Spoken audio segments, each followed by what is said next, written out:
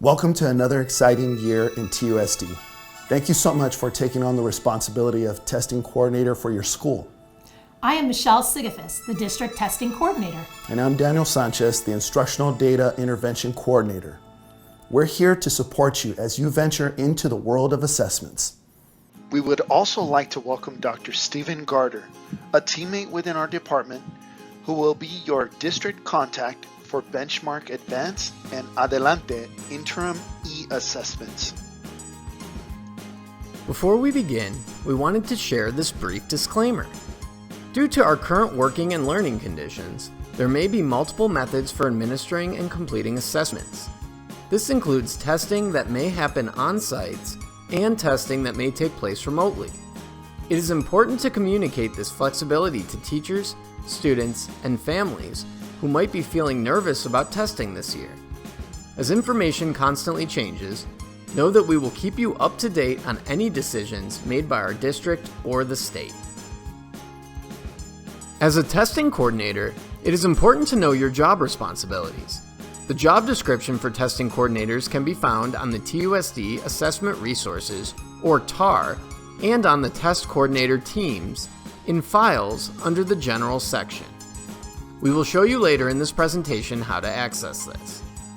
The school test coordinators at each site will manage the implementation of the listed quarterly benchmark, state-mandated assessments, and surveys to improve institutional effectiveness.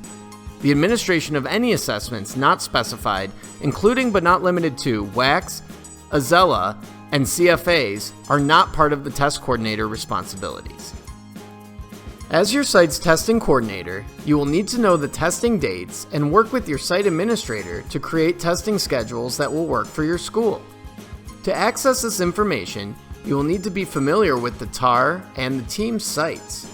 This is also where testing manuals and overviews will be posted.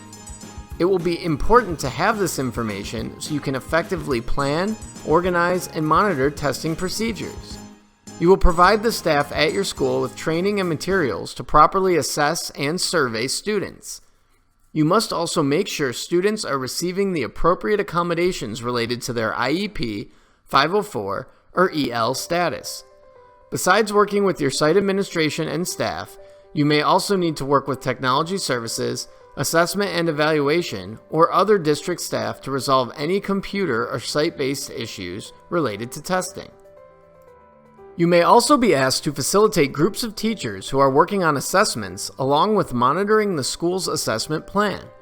Furthermore, you may be called upon to provide and/or recommend assessment resources, as well as supporting or training staff in the creation of Common Formative Assessments, or CFAs. We have broken down the list of responsibilities so you will know what you'll need to complete before, during, and after testing. Before testing, it is important to make sure all computers and other devices are in proper working order. Don't wait until the last minute. If a work order needs to be put in for the device, it can take some time to be fixed. With your administrator's approval, your Site Teacher Technology Liaison, or TTL, can help you with this task. You will need to make sure all staff are properly trained before testing. For state testing, once training has been given, teachers will need to sign a test security agreement. This agreement will need to be stored in a safe place for 6 years. Before testing starts, accommodations will need to be entered for students who have an IEP, 504, or EL status. Please check with your ex-ed and EL teachers to make sure no students are missed. With the help of your school administration, a testing schedule will need to be created. There will be a template that may be used on the TAR and Teams. Make sure your testing schedule includes a plan for makeups and early finishers. For state testing, teachers will need to be entered into the program in order to proctor a test. For school city, students who enter school after the test activation date may need to be activated. To make sure testing runs smoothly, it will be important to coordinate with your site TTL their responsibilities. Depending on your school, they may be asked to help deliver computers on wheels, otherwise known as cows, or to help make sure all computers are logged into the kiosk before the students enter the room.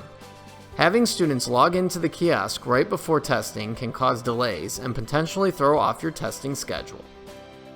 During testing, your main job is to monitor and support teachers as needed. This can look different depending on the school and site administration.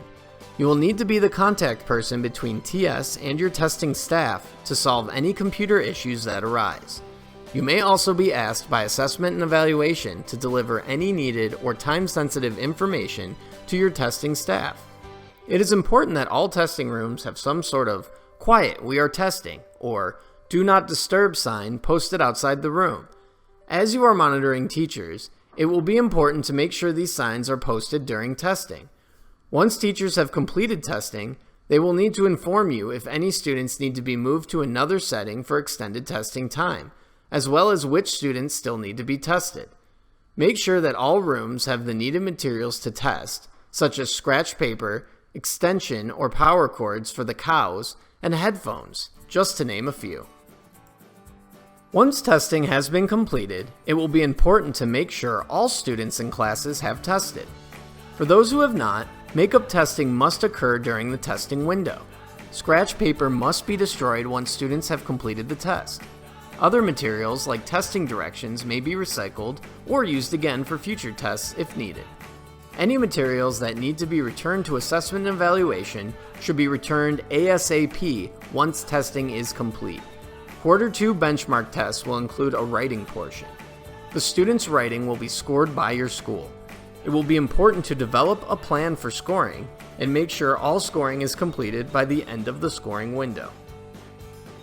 For remote testing, in addition training, scheduling, and monitoring, you will need to communicate technical readiness information, test-specific information, and testing expectations to teachers, students, and families. The testing window dates are listed on the district assessment calendar, but we have also listed them here for quick reference. Something new this year is the ability to add testing windows to your Outlook calendar. To do this, within Outlook, open your calendar, look within Groups, and select School Test Coordinators. Locate the events within the calendar, select them, and select Add to My Calendar. Each event has a few key details about the selected assessment. You can also locate School Test Coordinator Forum events that include links to those virtual meetings. We'll discuss forums later in this orientation. Benchmark tests will be held for quarters 1, 2, and 3. Student survey of teachers they take place in November, and school quality survey for students take place in January. State testing will start in quarter 4. Civics testing is completed throughout the year and must be completed for graduating seniors by May. Make sure to keep up on all these dates as testing windows have hard deadlines. Once the window is closed, it cannot be reopened. Our goal this year is to maximize your time and to provide you with support specific to your needs. You may attend any forum using the Join Meeting button on the calendar event. Bring us your questions about testing.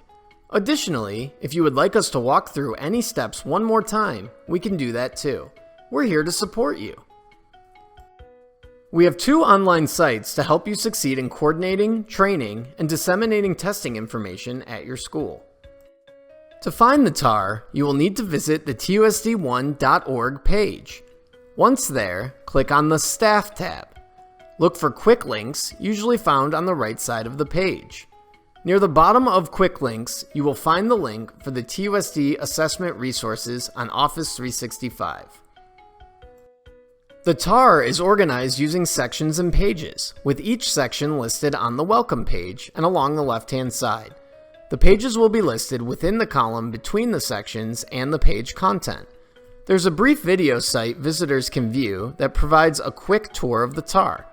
The sections you will generally use the most for test coordination are state tests, district tests, and surveys. Materials that your testing proctors will need will be located within the pages of these sections. If you are new to School City, you can find tutorial videos and other resources within the School City Help section. As a test coordinator, you will need to be familiar with Teams.